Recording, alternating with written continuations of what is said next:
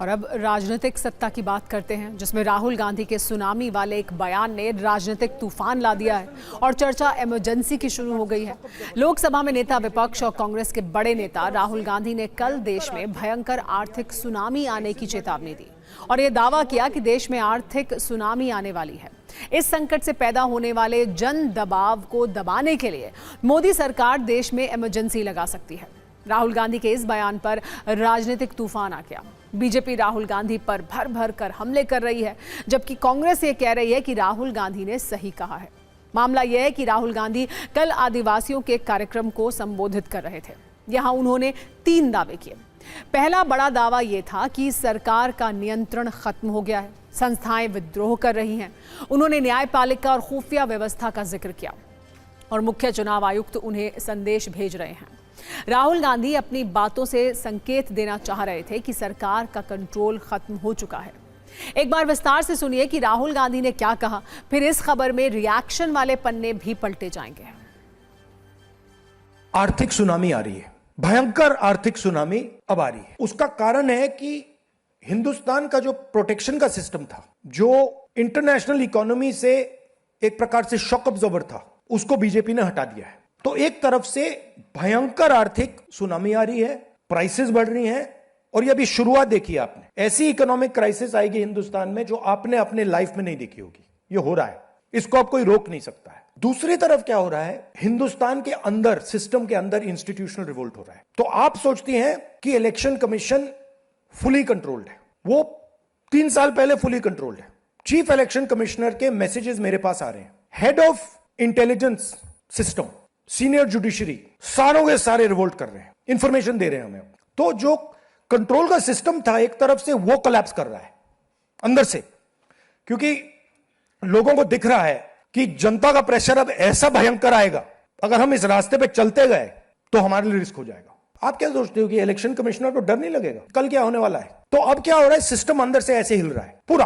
और मैं आपको ये बता दूं कि मेरे पास इंफॉर्मेशन आ रही है, सिस्टम मुझे इंफॉर्मेशन दे रहा है। अब यह हो सकता है कि जनता के प्रेशर को यह सप्रेस करने की कोशिश करें, इमरजेंसी जैसी चीज कर दें, हो सकता है। बट अब हम दूसरी स्टेज में जा रहे हैं। पहले हम फुल कंट्रोल स्टेज में थे, अब ये आउट ऑफ कंट्रोल जा रहा है इनके। मेरे पास मोदी जी के पर इतना इंफॉर्मेशन है, मोदी जी जानते हैं, मैं भी जानता हूं। जब मैं उनसे मिलता हूं, भैया आंख में आंख लगाना है, हिलना पड़ता है, क्योंकि वो जानते हैं कि जिस सिस्टम को मैंने कंट्रोल किया था वो सिस्टम कोलैप्स कर रहा है और पूरा इंफॉर्मेशन इसको दे रहा है। तो ये डायनामिक चल रही है। और आप देखना, मेरे अंदाजे से, मेरा असेसमेंट है, 1 साल के अंदर मोदी जी प्राइम मिनिस्टर नहीं होंगे।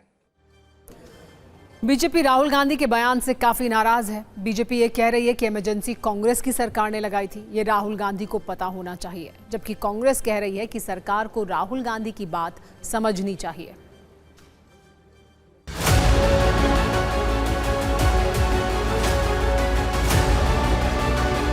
उनकी दादी ने आपातकाल लाया था ना, इसलिए वही आपातकाल उनके दिमाग में घूमता रहता है। मोदी जी तो प्रजातंत्र में विश्वास करते हैं, लोकतंत्र में विश्वास करते हैं, लोकशाही में विश्वास करते हैं। ये लोग जो बोल रहे हैं, ये राजतंत्र में विश्वास करते हैं, परिवारवाद में विश्वास करते हैं, राजशाही में विश्वास करते हैं। कांग्रेस पार्टी समूची पार्टी जो है वो एक ही परिवार पर चल रहा है। राहुल गांधी जी को ये बता सको तो बता दो कि भाजपा है, भाजपा आपातकाल नहीं, सबका साथ सबका विकास करती है। हमारे देश के सामने भयंकर संकट है और इस संकट के लिए अगर कोई जिम्मेदार है तो भारतीय जनता पार्टी की नीतियां जिम्मेदार हैं। जब से भाजपा की 2014 से सरकार है, ये उनकी नीतियों के कारण आज देश के सामने संकट है।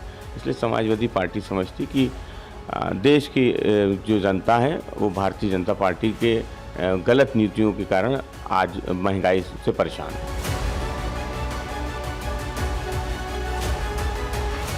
राहुल गांधी जी को विनती है, जब तक मोदी जी देश में है, प्रधानमंत्री है, हमारे संरक्षक है, तब तक राहुल गांधी को देश की चिंता करने की जरूरत नहीं। वो अपने परिवार की चिंता करे, पार्टी की चिंता करे और बहुत ज्यादा ये भानगढ़ में नहीं रहे देश का क्या हो रहा है, सब अच्छा हो रहा है। चारों तरफ बर्बादी के लक्षण दिखाई दे रहे हैं।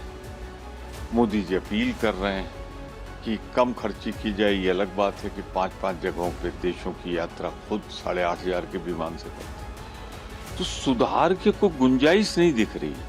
गिरावट ही होती जा रही है, तो नेता प्रतिपक्ष ने सही आकलन किया कि आर्थिक रूप से सुनामी आएगी। देश के लिए गंभीर खतरा है, हम सहयोग करने को तैयार हैं, लेकिन दूसरा आदमी तो मस्त।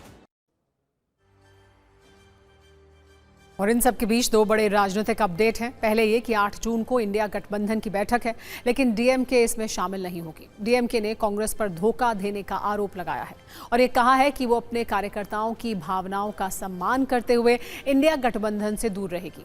दूसरी तरफ लोकसभा में डीएमके ने कांग्रेस से अलग बैठने की जो मांग की थी, वो मांग मान ली गई है। सूत्रों का कहना है कि डीएमके को लोकसभा में तीसरे ब्लॉक में स्थानांतरित किया जाएगा, जहां वर्तमान में टीएमसी बैठती है। प्रस्तावित फेरबदल के तहत पहली पंक्ति की सीट संख्या 354, जो फिलहाल अभिषेक बैनर्जी को आवंटित है, वो डीएमके नेता टीआर बालू को दी जा सकती है। दूसरा राजनीतिक अपडेट यह है कि बीजेपी ने 11 राज्यसभा उम्मीदवारों के नाम घोषित किए हैं। बीजेपी महासचिव तरुण चुग को मध्य प्रदेश से राज्यसभा उम्मीदवार बनाया गया है। हरियाणा के प्रभारी सतीश पुनिया को राजस्थान से उम्मीदवार बनाया गया है। दिल्ली प्रभारी अलका गुर्जर को राजस्थान से उम्मीदवार बनाया गया है। हाल ही में बीजेडी छोड़कर बीजेपी में शामिल हुए देबशीष समांतरे को ओडिशा से उम्मीदवार बनाया गया है।